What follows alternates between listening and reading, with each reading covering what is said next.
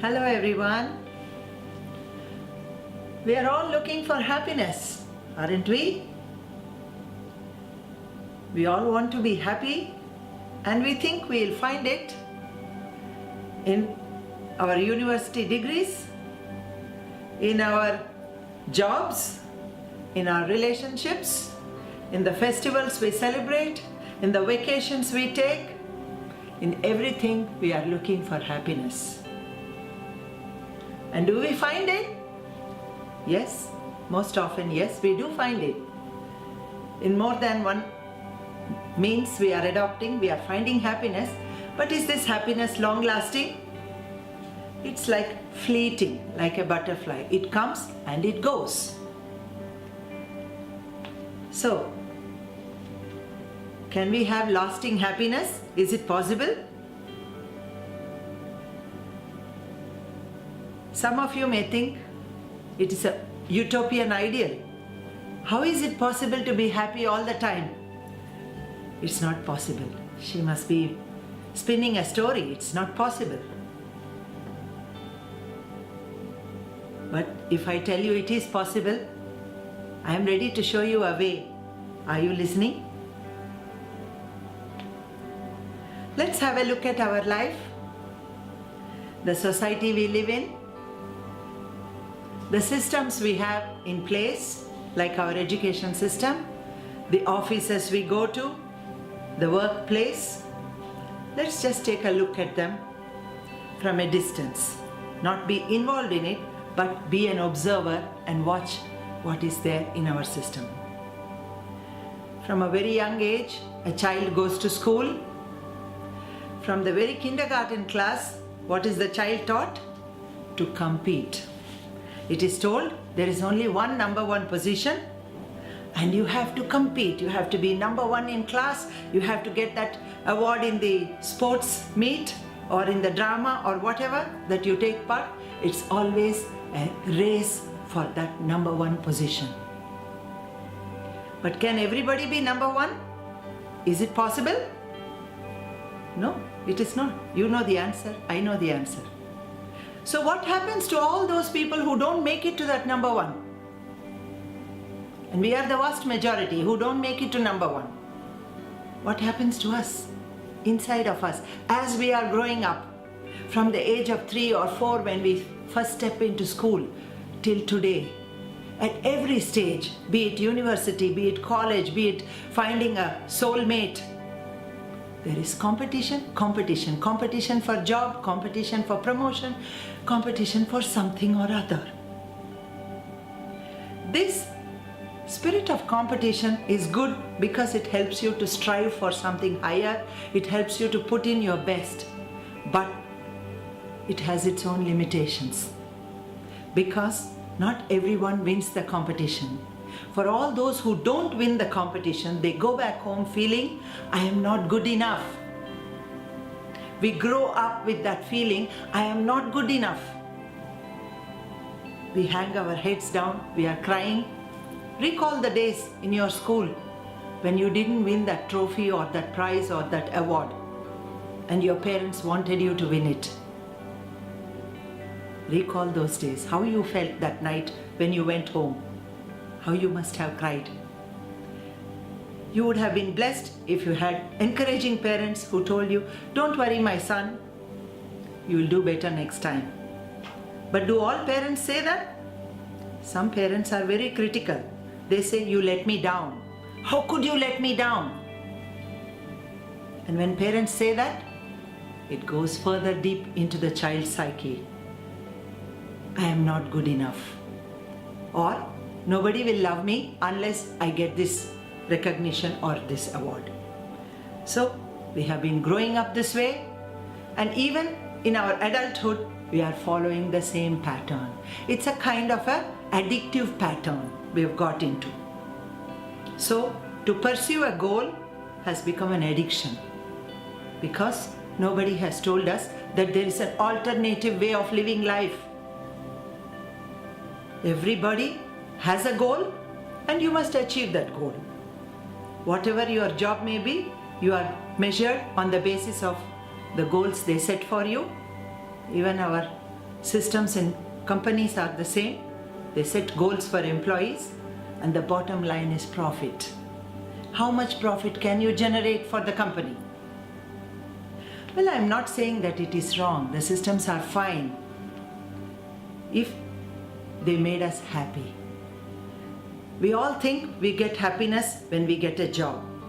When you were a fresh graduate from college, what was your aspiration? To land that dream job. Okay, you landed your dream job.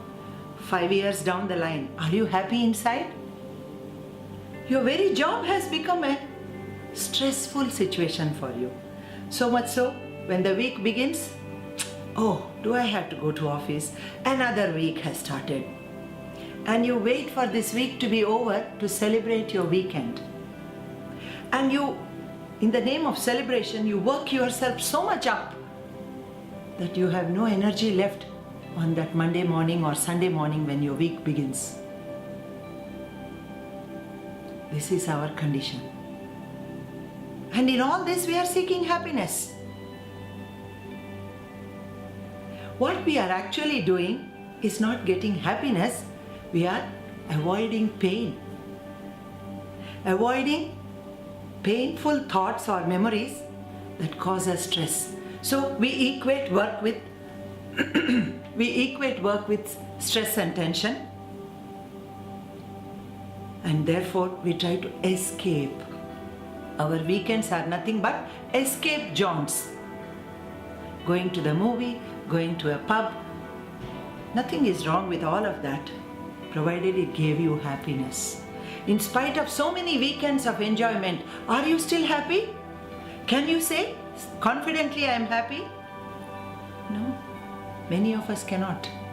And the older we grow, more responsibilities are piled upon us, and the burden of responsibilities becomes so big. So in this way we are moving on in life from our kindergarten. Let's say now you are 40 years old, married with maybe 1 or 2 kids, and the responsibility of running a household plus a job and so many things. You reach a point and say, enough is enough. I've had enough of this race. Every morning, get up, run from one task to another. I have no time to spend with my children. I have no time to answer my wife's phone call or talk to my parents back home.